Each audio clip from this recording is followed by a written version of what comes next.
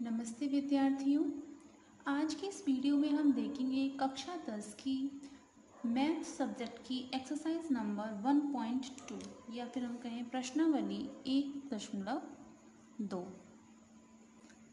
आज हम करने वाले हैं। इससे पहले हम 1.1 कर चुके हैं,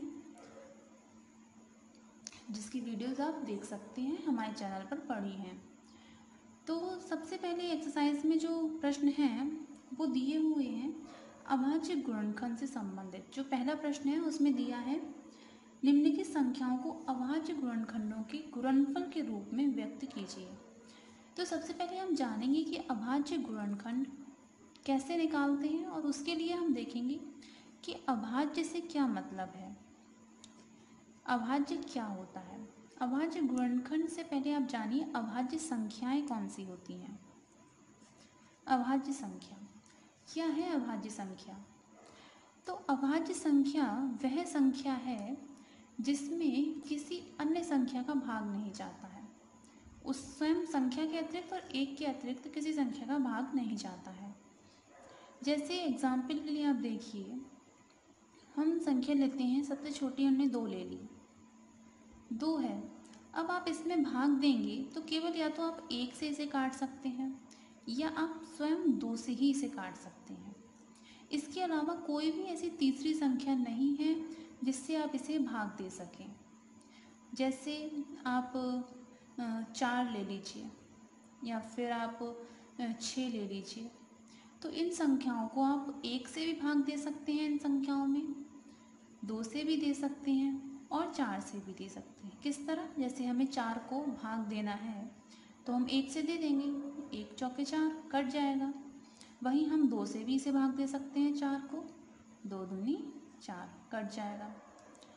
लेकिन 2 को ऐसी कोई संख्या नहीं है 1 के अलावा, 1 दूनी 2 कैंसिल आउट हो गया ये, और वहीं हमने इसे 2 से भाग दे दिया, 2 एकम 2।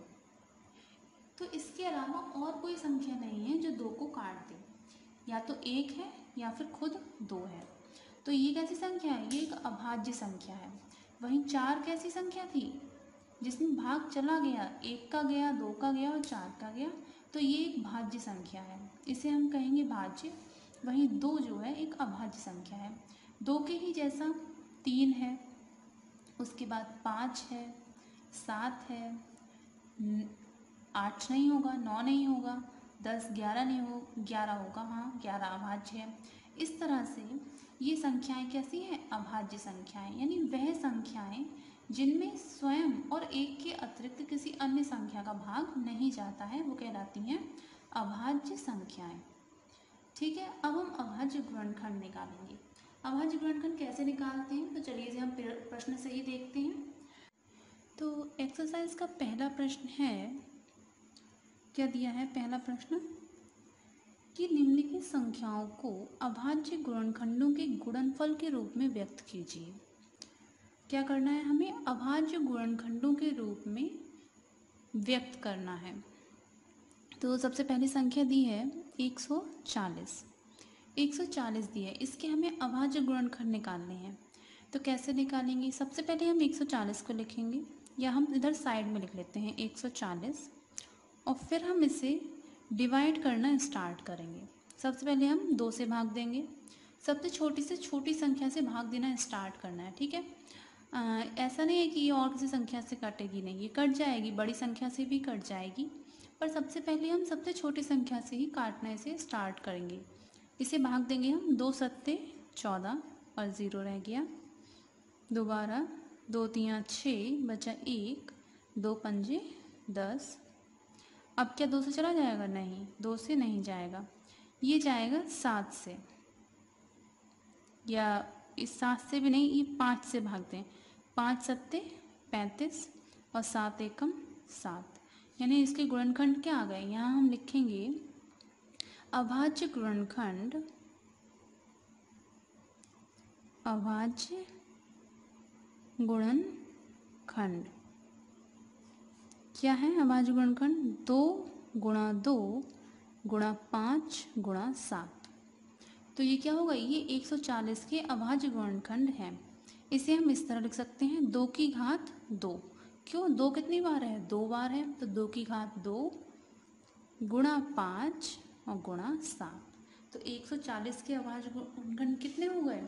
2 की घात 2 गुणा 5 गुणा 7। तो ये हो गए 140 के अभाज्य गुणनखंड। इसी तरह हम नेक्स्ट क्वेश्चन करेंगे। नेक्स्ट क्वेश्चन हमें क्या दिया है? सेकंड दिया है हमें 156। 156 के हमें अभाज्य गुणनखंड निकालने हैं। 156 के निकालने हैं, तो उसी तरह से हम इधर लिखेंगे साइड में 156 और इसे छोटी संख्या से, सबसे छोटी संख्या से काटना स्टार्ट करेंगे। और सबसे पहले हम इसे 2 से काट के देखते हैं। तो चला जाएगा 2 सत्ते 14, फिर 1 बचा, 2 अट्ठे 16, 2 तियाँ 6, फिर 1 बचेगा, 2 निम 18। अब ये 2 से नहीं कटेगा क्योंकि एक विषम संख्या है, तो हम इसे 3 से देंगे। हाँ, 3 से कट जाएगा, 3 एकम 3, 3 तियाँ 9 और 13। 13 तो अब किसी से नहीं कटता, केवल 13 एकम 13 ही जाएगा। तो 156 के यहाँ पे आप लिख लेंगे अभाज्य गुणनखंड कितने होंगे? 2 गुणा 2 गुणा 3 गुणा 13। इस तरह से आप लिख लेंगे। और इसे क्या कर सकते हैं? इसे हम लिखेंगे 2 की घात 2 गुणा 3 गुणा 13। इस तरह 156 के अभाज्य गुणनखंड निकल आएंगे। इसी तरह हम अगला जो नेक्स्ट क्वेश्चन हमें दिया हुआ है, नेक्स्ट हमें क्या दिया है? नेक्स्ट दिया है थर्ड है 3825। इसके हमें अभाज्य गुणनखंड निकालने हैं, तो हम इधर साइड में लिख लेंगे 3825 और इसे हम डिवाइड करना स्टार्ट करेंगे।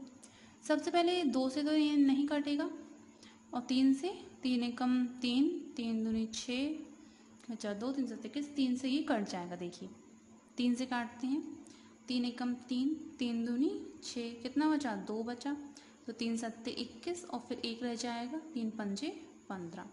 अगेन क्या ये 3 से कट जाएगा? 3 चौक 12, 3 दूनी 6, हाँ ये 3 से बिल्कुल कट जाएगा, 3 चौक 12 हो जाएगा, 3 दूनी 6, फिर 1 बचेगा, 3 पंजे 15। अब ये देखिए 3 से कटता है या नहीं? 3 एकम 3 नहीं, अब ये 3 से नहीं कटेगा। अब हम इसे 5 से काटेंगे क्योंकि लास्ट में 5 है, तो ये 4 से भी नहीं कटेगा, 5 से ही कटेगा। 5 छठे 40 और फिर बचा 2, पचम 25, 5 एकम 5 और 5 सत्ते 35 और अब 17 एकम 17। तो इसकी गुणनखंड क्या होगा? यहाँ पे लिखिए अभाज्य गुणनखंड 3 गुणा 3 गुणा 5 गुणा 5 गुणा 17। इसे हम लिख सकते हैं 3 की घात 2 गुणा 5 की घात 2 गुणा 17। तो ये हो गए 3885 के अभाज्य गुणनखंड। इसी तरह नेक्स्ट क्वेश्चन है 5005। ये रफ वर्क है, आप ध्यान रखिएगा, ये क्या है? Rough work. इसे आप साइड में कहीं करिएगा अपनी कॉपी पर। 5005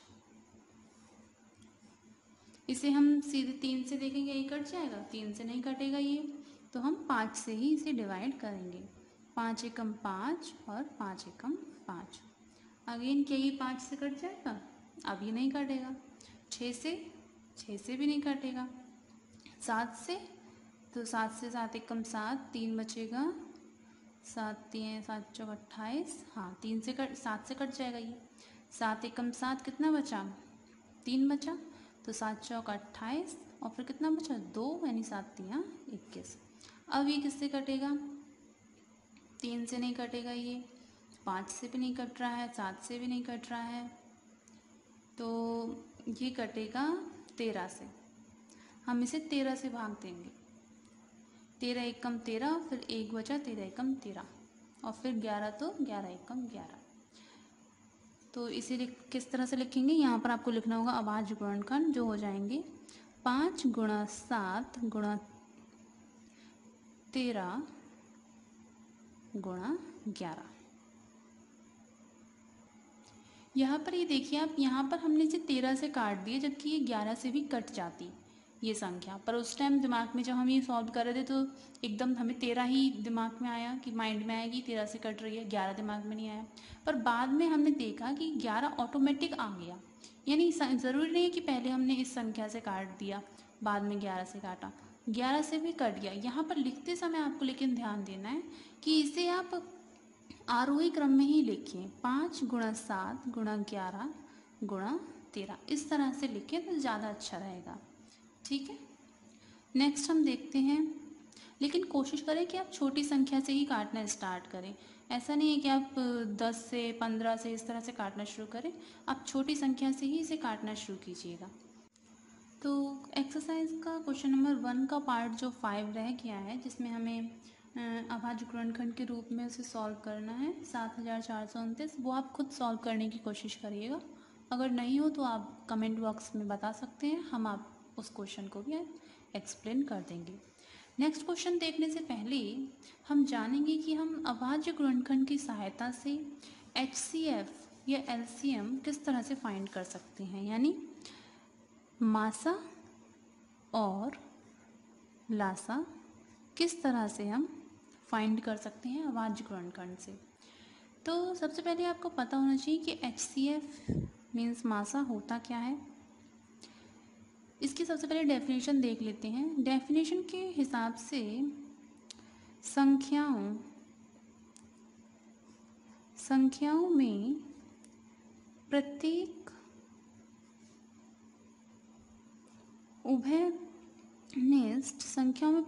उभयनिष्ठ अभाज्य, ध्यान रखना है, अभाज्य गुणनखंड की सबसे छोटी घात, सबसे जो छोटी घात होती है उसका गुणनफल जो है वो होता है HCF, हाईएस्ट कॉमन फैक्टर। इसी एक एग्जाम्पल से समझते हैं जो कि आपकी बुक में दिया हुआ है। मान लीजिए कोई संख्याएं दी हुई हैं 96 और दी है 404, इसका हमें HCF ज्ञात करना है। तो कैसे करेंगे? सबसे पहले हम इन दोनों संख्याओं का अभाज्य गुणनखंड निकालेंगे, जैसा कि हमने क्वेश्चन नंबर 1 में निकाला था, उसी तरह से इन संख्याओं को हम अभाज्य गुणनखंड निकालेंगे। सबसे छोटी संख्या से इसे भाग करेंगे, 2 चौक 8 बचा 1, 2 अट्ठे 16, 2 दूनी 4, 2 चौक 8, 2 12 कट जाएगा, 2 छंग 12, 2 तियाँ 6 और 3 एकम 3। तो 96 के गुणनखंड कितने आ गए? अभाज्य गुणनखंड 2 × 2 × 2, कितनी बार 2 है? 1 2 3 4 5, तो ये हो गए 5 बार 2 और गुणा 3। इसी तरह से हम 404 के भी अभाज्य गुणनखंड निकालेंगे। इसे हम सबसे छोटी संख्या यानी 2 से भाग देंगे, 2 दूनी 4, 0 2 दूनी 4, अगेन हम 2 से भाग देंगे, 2 एकम 2, 2 एकम 2। अभी किससे कटेगा? 101 क्या भाज्य संख्या है? किसी से भाग कट जाएगी ये? तो ये किसी से नहीं कटेगी, यानी 101 एकम 101। तो 104 के कितने हो गए? 2 × 2 × 101। इसे हम इस तरह भी लिख सकते हैं, 2 की घात 2 × 101। वहीं इसे भी हम लिख सकते हैं 2 की घात 1 2 3 4 5 और गुणा 3। अब आप परिभाषा देखिए, परिभाषा में क्या लिखा है कि HCF क्या होता है? संख्याओं में प्रत्येक उभयनिष्ठ अभाज्य गुणनखंड, यानी जो संख्याएं हैं 96 और कौन सी संख्या है 404, इनके प्रत्येक उभयनिष्ठ अभाज्य गुणनखंड, ये अभाज्य गुणनखंड है, इनमें से उभयनिष्ठ, उभयनिष्ठ का मतलब है जो दोनों में हो, कॉमन हो, इधर भी है और इधर भी है, उसे हम कहेंगे उभयनिष्ठ। जैसे 2 यहाँ पर भी है और यहाँ पर भी है, 2 बार यहाँ पर है तो यहाँ पर भी 2 बार है, लेकिन 3 जो यहाँ पर है वो यहाँ नहीं है, तो 3 क्या है? 3 उभयनिष्ठ नहीं है। तो ये हो जाएगा संख्याओं में प्रत्येक उभयनिष्ठ अभाज्य गुणनखंड की सबसे छोटी घात, यानी सबसे पहले हमें उभयनिष्ठ अभाज्य गुणनखंड देखने हैं और फिर उनकी सबसे छोटी घात। उभयनिष्ठ क्या है? इसमें और इसमें 2 उभयनिष्ठ है तो हम 2 लिख लेंगे। उसकी सबसे छोटी घात यानी 2 की घात यहाँ 5 है और यहाँ कितनी है 2 की घात 2 है, तो हम क्या लेंगे सबसे छोटी घात यानी 2 की घात 2 का गुणनफल HCF कहलाता है। चूँकि यहाँ पर केवल एक ही गुणनखंड है 2 जो कि दोनों में उभयनिष्ठ है, तो केवल 2 की घात 2 इसका क्या हो जाएगा HCF। इसे हम इस तरह से लिखेंगे HCF ऑफ 96 और 404। इसका HCF हो गया 2 की घात 2 यानी कि 4। इस तरह से ये क्या निकल आया, ये निकल आया HCF यानी कि मासा। वहीं पर आप लासा अगर हमें निकालना है, हमें LCM निकालना है, क्या निकालना है LCM, तो उसकी भी आप डेफिनेशन देखिए। उसमें होता है कि संख्याओं में संबंध, अभी हम इसे समझेंगे। प्रत्येक अभाज्य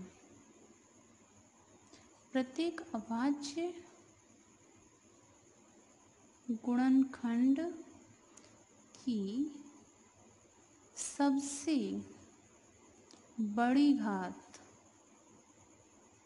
का गुणनफल क्या कहलाता है, LCM कहलाता है। LCM कहलाता है। ठीक है, क्या मतलब हुआ इसका, अगर हमें 96 और 404 इन्हीं दोनों को देखते हैं, इन्हीं का अगर हमें LCM निकालना है तो हम कैसे निकालेंगे। हमें अभाज्य गुणनखंड पता है कि 96 के ये हैं और 404 के ये हैं। अब परिभाषा से देखिए, संख्याओं में संबंध प्रत्येक अभाज्य गुणनखंड यानी दोनों संख्याओं के अभाज्य गुणनखंड की सबसे बड़ी घात का गुणनफल। सबसे बड़ी घात यानी जितने भी अभाज्य गुणनखंड है इसमें हमें कॉमन नहीं देखना है, उभयनिष्ठ नहीं देखना है कि दोनों में उभयनिष्ठ कौन सा है। हमें सभी अभाज्य गुणनखंड लेने हैं, पर कंडीशन है कि उनकी सबसे बड़ी घात लेनी है। जैसे हमें 2 लिया हमने, हम ऐसे लिखेंगे LCM 96, 404। सबसे बड़ी घात हम पहले देखेंगे, अभाज्य गुणनखंड यहाँ 2 है तो हमने 2 लिख लिया। दोनों में 2 की जो अभाज्य गुणनखंड है उसकी सबसे बड़ी घात क्या है 5 है, तो 2 की घात 5 गुणा करके लिखेंगे। दूसरा अभाज्य गुणनखंड क्या है 3 है, 3 की दोनों में सबसे बड़ी घात कौन सी है, 3 तो केवल यहीं पर है, तो बड़ी घात क्या हुई 3 की घात 1 है, तो 3 की घात 1 लिख लिया गुणा। अगला कौन सा अभाज्य गुणनखंड है, ये है 101 और 101 की सबसे बड़ी घात यहाँ पर 1 ही है और यहाँ पर तो है नहीं 101, यहीं पर है केवल, और उसकी घात कितनी है 1 है, तो उसे हमने लिख लिया।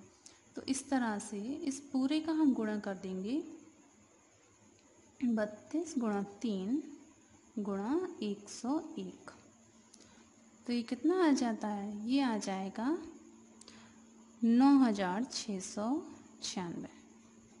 ठीक है, तो ये इसका LCM हो जाएगा 96 और 404 का LCM इतना हो जाएगा। ठीक है, मुझे लगता है कि आपको समझ में आ गया होगा। आगे हम क्वेश्चन करेंगे तो उससे और भी समझ में आ जाएगा। ठीक है, तो अब क्वेश्चंस देखते हैं। सबसे पहला क्वेश्चन दिया हुआ है आपकी बुक में, सेकंड का क्वेश्चन नंबर 1। क्या दिया है, पहले तो क्वेश्चन पढ़िए। लिखा है पूर्णांकों के निम्नलिखित युग्मों के HCF और LCM ज्ञात कीजिए और इनकी जांच कीजिए कि दो संख्याओं का गुणनफल बराबर है HCF गुणा LCM। ठीक है, तो ठीक है, सबसे पहले हम जो क्वेश्चंस दिए हैं उनके LCM ज्ञात करेंगे और HCF ज्ञात करेंगे और फिर जो हमें सिद्ध करने को बोला है वो हम प्रूव करके दिखाएंगे। तो चलिए स्टार्ट करते हैं। क्वेश्चन है 26 और 91, इनका हमें HCF और LCM निकालना है। सबसे पहले हम क्या करेंगे, हम इनके अभाज्य गुणनखंड निकालेंगे। 26 के 2 से काटेंगे इसे, 2 एकम 2, 2 3 6, 13 से फिर 13 ही कटेगा, 13 को 13 से काटेंगे।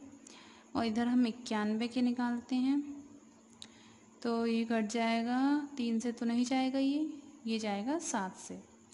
7 एकम 7 और फिर 7 तियाँ 21 और फिर 13 एकम 13, यानी 26 के जो अभाज्य गुणनखंड हैं उन्हें हम लिख सकते हैं, क्या लिखेंगे, 2 गुणा 13। वहीं 91 के जो आए हैं अभाज्य गुणनखंड वो हैं 7 गुणा 13।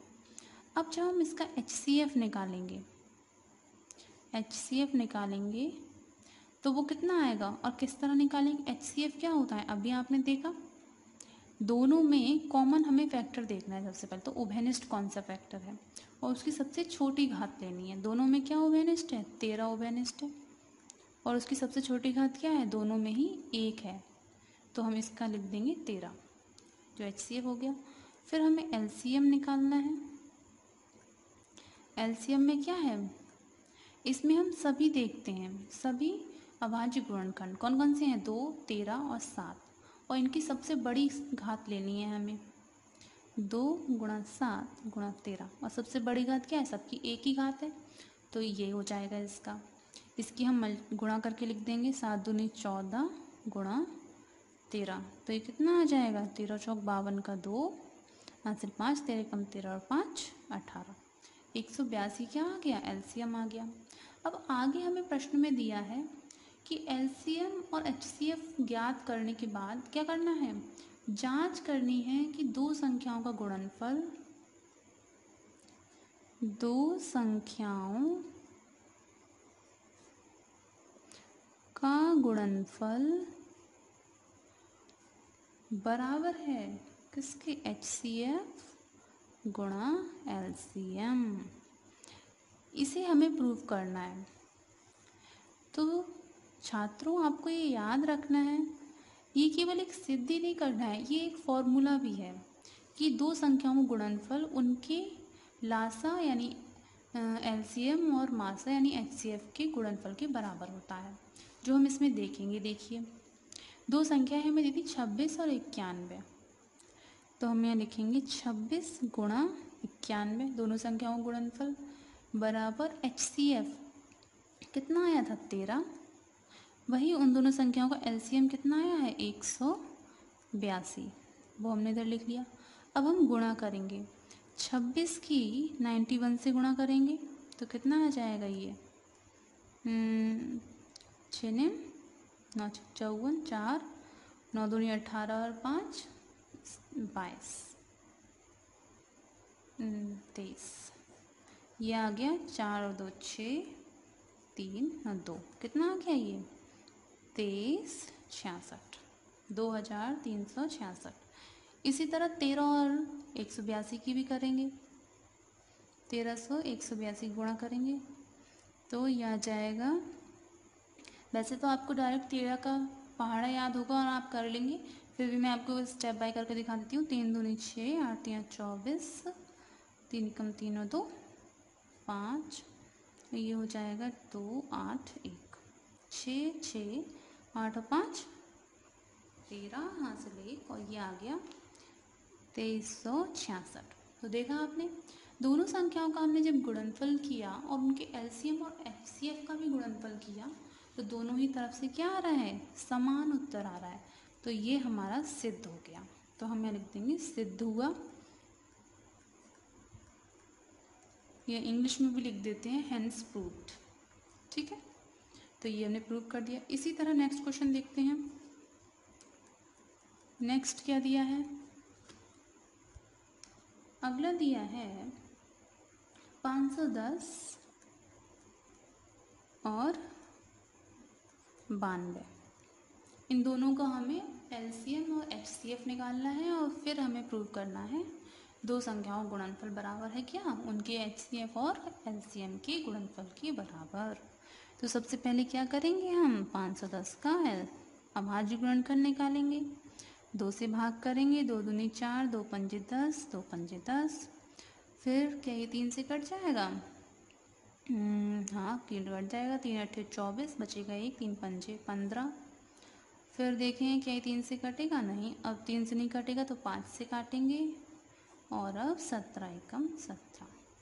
इसी तरह से 92 यानी 92 की भी हम करेंगे, 2 से काटेंगे, 2 चौक 8, 2 छंग 12, 2 दूनी 4, 2 तियाँ 6 और 23 एकम 23।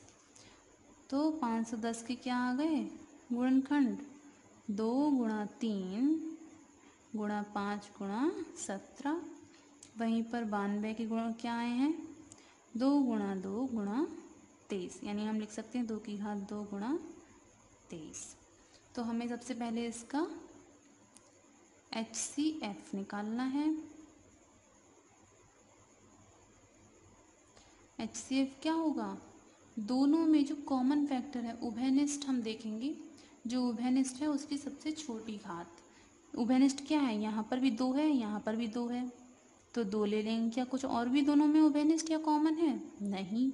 तो इसकी सबसे छोटी घात 2 की क्या है, वो है 1, यानी हो जाएगा HCF कितना हो गया 2। वहीं जब हम LCM की बात करते हैं,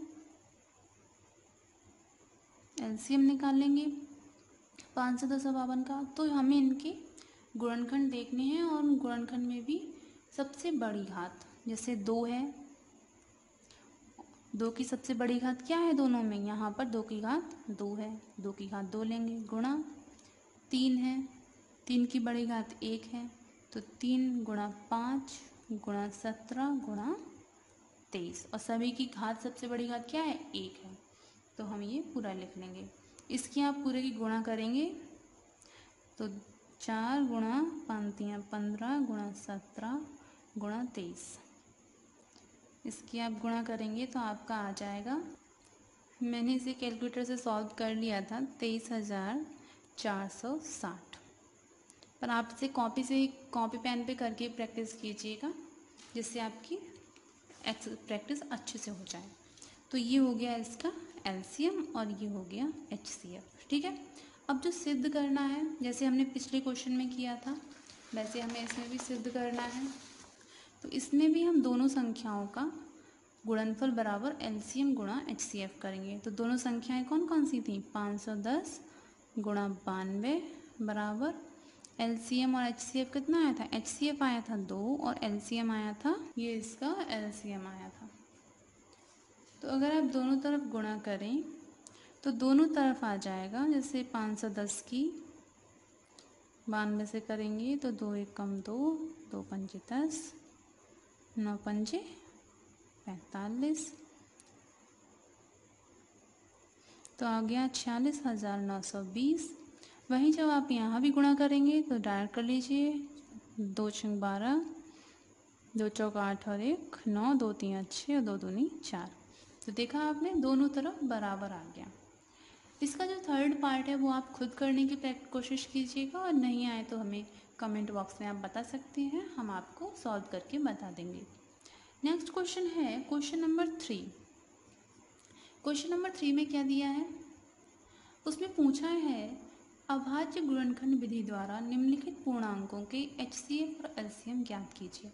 इससे पहले बिल्कुल जैसे हम ज्ञात करते आ रहे हैं, क्वेश्चन नंबर 2 में हमने इतने क्वेश्चन ज्ञात किए, वैसे ही हमें इसमें भी करना है। तो इसका पहला पार्ट हम देखते हैं, जो हमें संख्याएं दी हैं वो हैं 12, 15 और 21। अभाज्य गुणनखंड विधि से ही हमें HCF और LCM ज्ञात करना है। तो शुरू करते हैं। सबसे पहले हम अभाज्य गुणनखंड निकालेंगे सबके। 12 के क्या होंगे, काटे हैं ऐसे, 2 छंग 12, 2 तियाँ 6 और 3 एकम 3। 15 के देखिए, 3 पंजे 15 और 5 एकम 5। और 21 के 3 सत्ते 21, 7 एकम 7। तो 12 के अभाज्य गुणनखंड कितने हो गए, 2 गुणा 2 गुणा 3। 15 के हो गए 3 गुणा 5 और 21 के हो गए 3 गुणा 7। इसे आप किस तरह लिख सकते हैं, 2 की घात 2 गुणा 3। अब हमें HCF निकालना है, 12, 15 और 21 का HCF निकालना है। कैसे निकालेंगे, HCF के लिए हमें क्या करना है, उभयनिष्ठ, ध्यान रखना है HCF में हम उभयनिष्ठ यानी कि कॉमन फैक्टर देखते हैं, और तीनों में कॉमन क्या है, अगर आप देखें ध्यान से तो 3 जो है वो सभी के अभाज्य गुणनखंड में आया है। तो हम 3 ले लेंगे और उसकी सबसे छोटी घात क्या है, 1 है, तो हम 1 ले लेते हैं। तो हमारा HCF हो जाएगा 3। वहीं हम जब LCM निकालेंगे 12, 15 और 21 का, तो हम देखेंगे सभी अभाज्य गुणनखंड की सबसे बड़ी घात, यानी 2 की सबसे बड़ी घात कितनी है, 2 गुणा 3, 3 की घात तो 1 ही है सबसे बड़ी, गुणा 5 गुणा 7, सभी की जो सबसे बड़ी घात थी वो 1 थी, तो हमने इस तरह से ले लिया। इसकी हम गुणा कर देंगे, 4 गुणा 5 × 15 गुणा 7, तो ये कितना हो जाएगा, 15 चौका 60 और 60 सत्ते 6 सत्ते 42, 420। तो इसका LCM कितना हो गया, 420। ठीक है। इसी तरह से क्वेश्चन नंबर 3 का जो सेकंड पार्ट पूछा है, उसमें पूछा है 17, 23 और 29, इनका हमें बताना है HCF और LCM। तो अगर आप इनके अभाज्य गुणनखंड ज्ञात करें तो आप पाएंगे कि ये एक अभाज्य संख्या है, यानी एक ऐसी संख्या जिसमें एक के अलावा और खुद के अलावा किसी का भाग नहीं जाता है। ठीक है, तो आप इसे इस तरह लिख सकते हैं। वैसे लिखने की ज़रूरत नहीं है, ये बस आपको समझाने के लिए मैं बता रही हूँ कि इस तरह 23 एकम 23 एक बार ही कट रहा है ना। ऐसे ही आप 29 को भी काटेंगे तो या तो ये 29 से कटेगा या 1 से कटेगा, ऐसा ही कर सकते हैं हम, और किसी संख्या से ये नहीं कटेगा। तो देखिए 17 के अभाज्य गुणनखंड कितने हो गए, 1 गुणा 17। वहीं 23 के अगर आप लिखेंगे तो 23 गुणा 1 लिख दीजिए, ठीक है।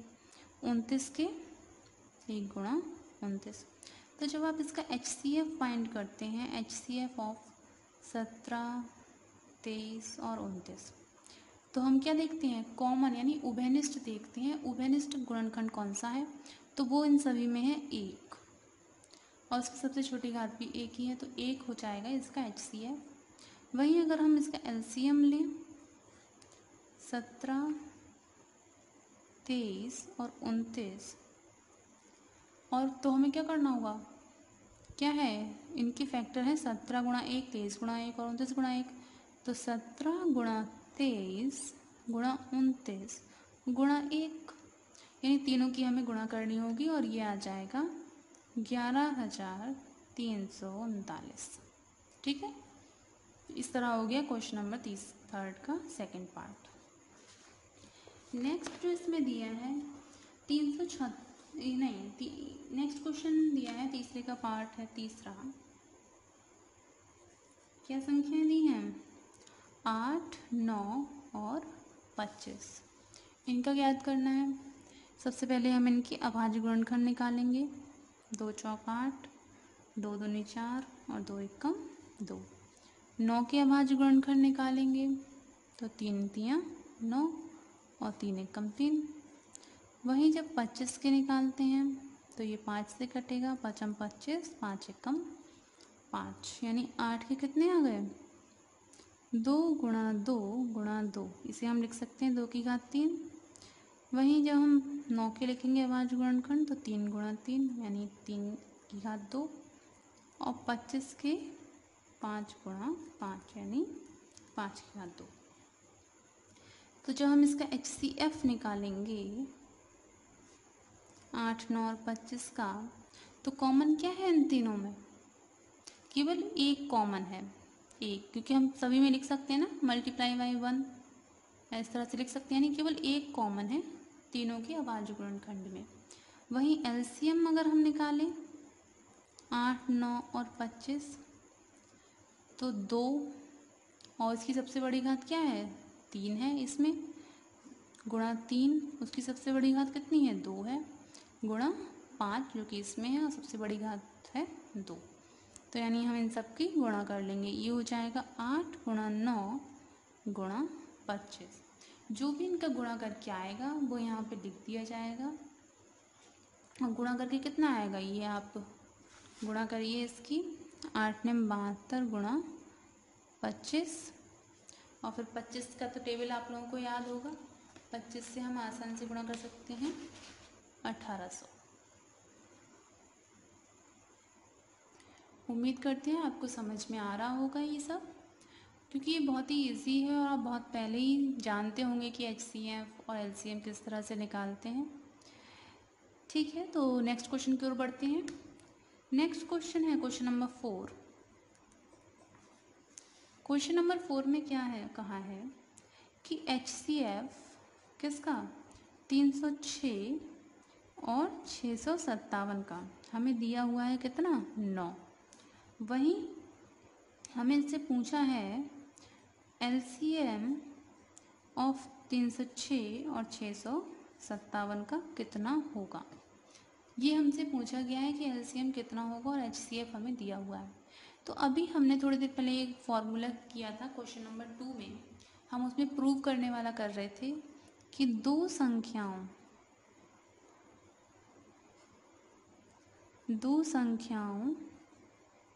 का गुणनफल किसके बराबर होता है, उन संख्याओं के HCF और LCM के गुणनफल के बराबर होता है। अभी हमने देखा था फॉर्मूला, तो यहाँ पर हम यही अप्लाई करेंगे। ठीक है, किस तरह से, दो संख्याएं हमें पता है HCF किस संख्याओं का दिया है 306 और 657 का, तो दो संख्याएं तो हमें पता चल गई कि 306 है पहली संख्या और दूसरी संख्या है 657, दोनों का हमने गुणनफल कर लिया, बराबर होगा HCF और LCM के। इन दोनों संख्याओं का HCF हमें पता है, बिल्कुल हमें पता है, क्वेश्चन में दिया है कि HCF कितना है 9 है, गुणा LCM वही हमसे पूछा है, तो हम यहाँ लिख देंगे LCM, जो कि हमें नहीं पता। अब क्या करेंगे, जो मल्टीपल में यहाँ गुणा में है वो नीचे इधर आके भाग में हो जाएगा।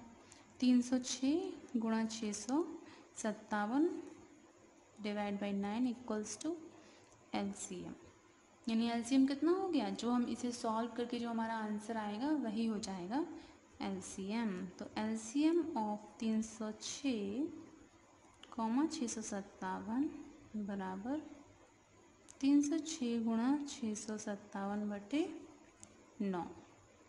इसे आप काटिए, किस तरह से काटेंगे, आप इसे 3 से काट सकते हैं, 3 3 9, 3 एकम 3, 3 2 6, या फिर से 3 से कट जाएगा, बिल्कुल कट जाएगा ये, 3 3 9, 1 बचेगा, 3 चौक 12, तो ये हो गया 34 गुणा 657। फिर आप इसकी गुणा कर लीजिए 657 की 34 से, कितना आएगा 4 सत्ते 28, 4 पंजे 20 और 2 22, 6 चौक 24 और 2 26, गुणा 21 का 1 हासिल 2, 3 पंजे 15, 15 और 2 17, और 3 6 3 18 और 1 19, 2 और 1 3, 3 हासिल 1, 9 1 10 2 12, कितना आ गया, ये आ गया 22,338। तो आ गया LCM 306, 657, इसका LCM निकल आया इस तरह से।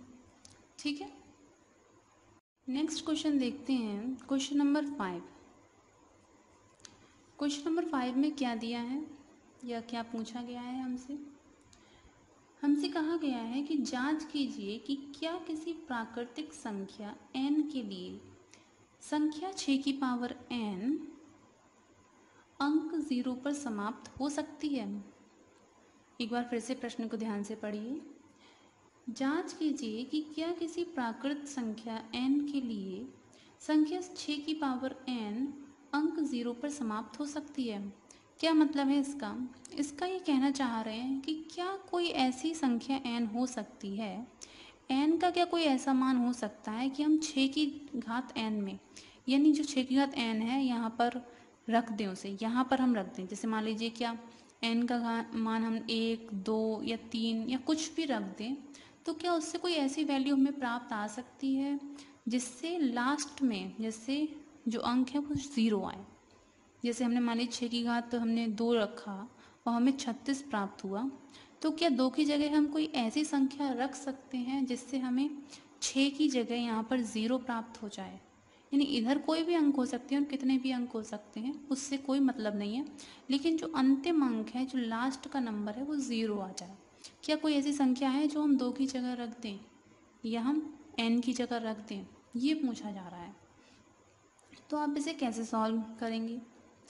किसी भी संख्या के लास्ट में 0 लाने के लिए बहुत ज़रूरी है कि उसकी घात में, या उसकी घात में क्यों, उसके जो अभाज्य गुणनखंड है, किसी भी संख्या के लास्ट में यहाँ पर 0 लाने के लिए बहुत ज़रूरी है कि जो उसके अभाज्य गुणनखंड हो वो 5 के गुणा में हो, यानी उसमें 5 आ रहा हो। जैसे हम अभाज्य गुणनखंड निकालते हैं, उसमें 2 या 5 इस तरह के अंक आ रहे हों, तभी उसका जो अंतिम अक्षर है वो 0 आएगा। क्योंकि 5 दूनी 10 होता है, और 10 की घात हम कितना भी करें, 2 करें, 3 करें, 4 करें, कितना भी कर दें, हमें लास्ट में 0 प्राप्त होगा। यानी अभाज्य गुणनखंड में ये आना बहुत ज़रूरी है। ठीक है, 5 का आना बहुत ज़्यादा ज़रूरी है, आवश्यक है। तो इसे हम सॉल्व नहीं कर सकते हैं। इस क्वेश्चन को, इस तरह के क्वेश्चंस को हम एक स्टेटमेंट लिखकर बताएंगे कि क्या कंडीशन होनी चाहिए। तो हम क्या स्टेटमेंट लिखेंगे? हम लिखेंगे कि 6 की पावर जो n है उसे हम इस तरह लिख सकते हैं, 6 के जो अभाज्य गुणनखंड हैं क्या होंगे, 2 और 3 होंगे, 2 3 6, और उस पूरे की घात n। ठीक है, अगर यहाँ पे 5 होता तो हाँ, n का ऐसा मान हो सकता था जिससे लास्ट में 0 आता, पर चूंकि यहाँ 5 नहीं है कहीं भी अभाज्य गुणनखंड में, 2 और 3 है, तो n का ऐसा कोई मान संभव नहीं है। तो हम इसे लिखेंगे कि यदि किसी n जो कि दिया है के लिए 6 की घात n 0 पर समाप्त होगी,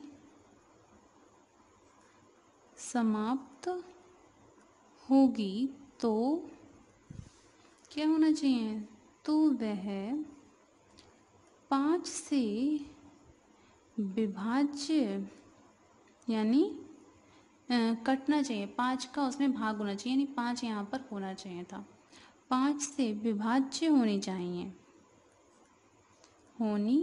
चाहिए, अर्थात 6 की घात n के जो अभाज्य गुणनखंड है, अभाज्य गुणनखंड में अभाज्य संख्या 5 कैसी संख्या है, अभाज्य संख्या है, अभाज्य संख्या 5 आनी चाहिए। जो हमने बताया था आपको कि यहाँ पर 5 आना चाहिए, जो अभाज्य गुणनखंड है उसमें 5 होना चाहिए, यानी 6 की पावर n की जो अभाज्य गुणनखंड है उसमें अभाज्य संख्या 5 आनी चाहिए, जो कि संभव नहीं है, जो कि संभव नहीं है।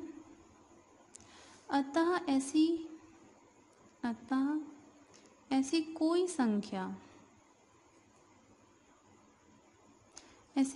संख्या n नहीं है जिसके लिए 6 की पावर n अंक 0 पर या अंक 0 पर समाप्त हो। ठीक है, समझ में आया आपको कि यदि n के लिए हमें 6 की पावर n 0 पर समाप्त करनी है तो ज़रूरी है कि वह 5 से विभाज्य हो, और यदि, चूँकि हम यहाँ देख रहे हैं कि यहाँ पे 5 नहीं आ रहा है, यहाँ 2 गुणा 3 है, आगे 5 होता तब भी कोई ऐसी संख्या हमें मिल जाती ज़रूर जिस पे हमें लास्ट में 0 मिलता, 6 की घात हम उसे करते, पर चूँकि यहाँ पर 5 नहीं है तो ये संभव नहीं है कि 6 की घात n, कितना भी करें हम 6 की घात 1 लिखें या फिर हम 2 कर दें 6 की घात, या 4 कर दें या 400 कर दें, कभी भी ये 0 पर समाप्त नहीं होगी, कभी भी लास्ट में 0 नहीं आएगा।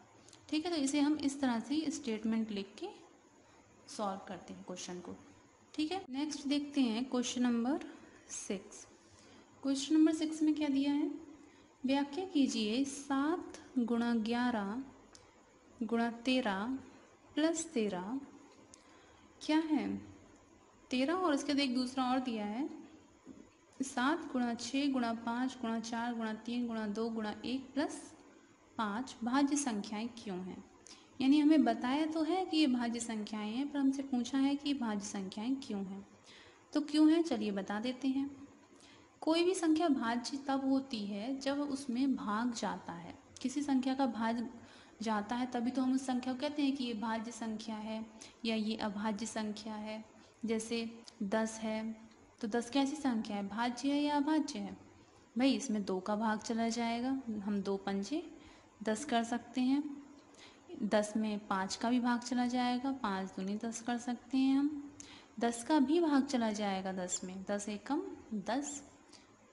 तो इस तरह से इसमें कई संख्याओं का भाग जा रहा है। 10 में 2 का जा रहा है, 5 का जा रहा है, 10 का भी जा रहा है, तो ये एक भाज्य संख्या है।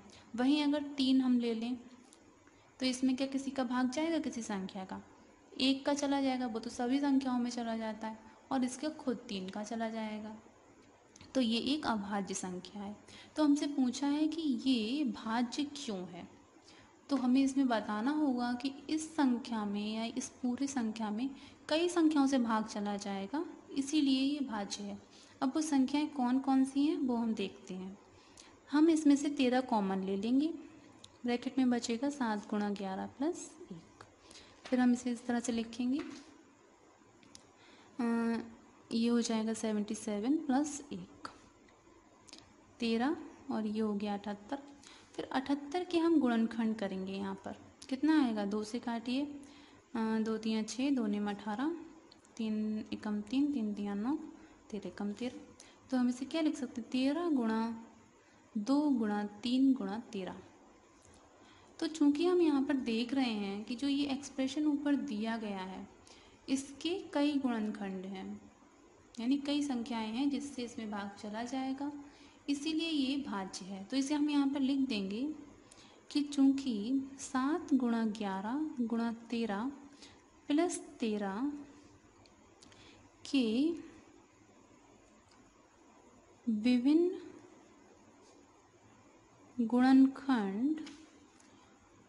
गुणनखंड कौन कौन से, 2 3 और 13 हैं, जिस कारण यह भाज्य है। ठीक है, क्योंकि इसमें इस एक्सप्रेशन में 2 से 3 से और 13 से भाग चला जाएगा, इसीलिए ये भाज्य है। इसी तरह से जो दूसरा एक्सप्रेशन दिया है, दूसरा इक्वेशन जो हमें दी हुई है वो दी है 7 गुणा 6 गुणा 5 गुणा 5 गुणा 4 गुणा 3 गुणा 2 गुणा 1 प्लस 5। तो बताना है कि ये भी भाज्य क्यों है। तो इसमें हम क्या करेंगे, इसमें हम 5 कॉमन ले लेते हैं। क्या कॉमन ले लेते हैं, 5। 7 गुणा 6 गुणा 4 गुणा 3 गुणा 2 प्लस 5। ठीक है, सॉरी यहाँ पे क्या आएगा, प्लस 1, क्योंकि 5 तो हमने कॉमन ले लिया है ना। तो 5 और ब्रैकेट में इस पूरे को अब हम सॉल्व करेंगे। कैसे सॉल्व करना है, गुणा कर लें, 7 छंग 42 गुणा 4 3 12 दूनी 24 प्लस 1। इन दोनों की 42 और 24 की गुणा करनी है, इन दोनों की यहाँ पे हम करेंगे। तो 4 दूनी 8, 4 चौक 16, 2 दूनी 4 और 4 दूनी 8। तो ये हो गया 8 और 2 10, 1008 प्लस 1, ये 5 था, तो ये कितना हो गया, 1009। अब इसके हम गुणनखंड निकालेंगे, 1009 के गुणनखंड। तो जब आप गुणनखंड निकालना स्टार्ट करेंगे तो ये किसी भी संख्या से नहीं काटेगा, आप पाएंगे कि ये एक अभाज्य संख्या है। ठीक है, और 5 भी एक अभाज्य संख्या है, तो 5 गुणा 1009।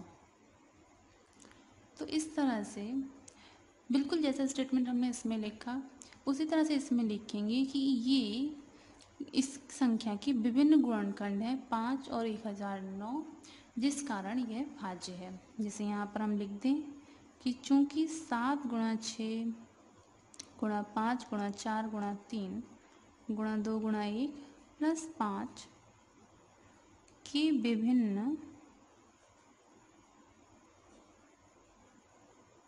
गुणनखंड 5 और 1009 हैं, जिस कारण यह क्या है, भाज्य है। ठीक है, इस तरह से ये क्वेश्चन हो जाएगा। वही नेक्स्ट क्वेश्चन देखते हैं। क्वेश्चन नंबर क्या है, 7। क्वेश्चन नंबर 7 में क्या पूछा है, इसमें पूछा है किसी खेल के मैदान के चारों ओर एक वृत्ताकार पथ है। यानी कोई खेल का मैदान है और वो वृत्ताकार पथ है उसके चारों ओर, तो हम ये वृत्ताकार पथ मान लेते हैं। ठीक है, इस मैदान का एक चक्कर लगाने में सोनिया को 18 मिनट लगते हैं। यानी जो सोनिया है उसे 18 मिनट का टाइम लगता है क्या करने में, यहाँ से पूरा एक राउंड काट के वापस यहाँ पे आने में। ठीक है, और आगे दिया है जबकि इसी मैदान का एक चक्कर लगाने में रवि को 12 मिनट लगते हैं, और रवि है उसे 12 मिनट का टाइम लगता है, जबकि वो भी यहीं से चक्कर लगाना स्टार्ट करता है और वापस उसे यहीं आना होता है। तो उसे लगता है 12 मिनट का समय और सोनिया को लगता है 18 मिनट का समय। फिर क्या दिया है, मान लीजिए वे दोनों एक ही स्थान और एक ही समय से चलना प्रारंभ करती हैं। जैसा कि मैंने माना कि दोनों यहीं से चलना स्टार्ट करते हैं, एक ही दिशा में यानी एक ही डायरेक्शन में, दोनों इधर को ही चलते हैं। तो कितने समय बाद वे पुनः प्रारंभिक स्थान पर मिलेंगे। तो पूछा है कितने समय बाद वो यहाँ पर एक साथ मिलेंगे, प्रारंभिक स्थान पर मिलेंगे। तो इस तरह के जो क्वेश्चंस होते हैं उसमें हम एलसीएम निकालते हैं। जो भी डिजिट हमें दी हुई हैं, जैसे इसमें दिया है 18 मिनट और 12 मिनट, तो हम इनका एलसीएम निकालेंगे 18 और 12 का। तो हम यहाँ पे लिख सकते हैं कि दोनों के प्रारंभिक स्थान पर मिलने में लगा समय, दोनों यानी रवि और सोनिया दोनों के प्रारंभिक स्थान पर मिलने में लगा जो समय है वो किसके बराबर है, एलसीएम 18 और 12 मिनट। तो 18 और 12 के एलसीएम तो बहुत ही ईजी है निकालना। पहले हम 18 के एलसीएम गुणनखंड करेंगे और फिर 12 के। तो 18 के हम करते हैं तो कितना आएगा, 2 निम 18, फिर 3 तिया 9 और 3 एकम 3। वहीं जब हम 12 के अभाज्य गुणनखंड करेंगे तो ये आ जाएगा 2 छंग 12, 2 तिया 6 और 3 एकम 3। फिर एलसीएम ऑफ 18 और 21 जब निकालेंगे तो इनकी गुणनखंड हमें दिख रहे हैं। दोनों में जो सबसे बड़ी घात होगी अभाज्य गुणनखंड की, 2 की सबसे बड़ी घात क्या है, जैसे आप इसे नेक्स्ट पेज पर लिखिए, शॉर्टकट में मत कीजिए, पूरे लॉन्ग मेथड से देखेंगे हम। 18 के गुणनखंड कितने आए थे, 2 गुणा 3 गुणा 3। वहीं 12 के कितने आए थे, 2 गुणा 2 गुणा 3। इसे हम क्या लिख सकते हैं, 2 गुणा 3 की घात 2, और यहाँ लिख सकते हैं 2 की घात 2 गुणा 3। अब हमें एलसीएम लिखना है 18 और 12 का। तो क्या होगा, सबसे पहले हम 2 लिखेंगे और उसकी सबसे बड़ी घात कितनी है, 2 गुणा 3, और सबसे बड़ी घात कितनी है, 3 की भी घात यहाँ पर 2 है। तो एलसीएम हो जाएगा 4 गुणा 9 यानी 9 चौक 36, यानी आंसर क्या आ गया, 36 मिनट। यानी सोनिया और रवि दोनों को पूरा एक चक्कर काट कर या प्रारंभ स्थान से चलकर उसी स्थान पर वापस मिलने में जो टोटल समय लगने वाला है वो लगेगा 36 मिनट का समय। ठीक है, तो इस तरह से ये आपकी एक्सरसाइज 1.2 कंप्लीट हो गई, जो कि सबसे इजी एक्सरसाइज थी। नेक्स्ट वीडियो में हम नेक्स्ट एक्सरसाइज करेंगे, तब तक के लिए नमस्ते।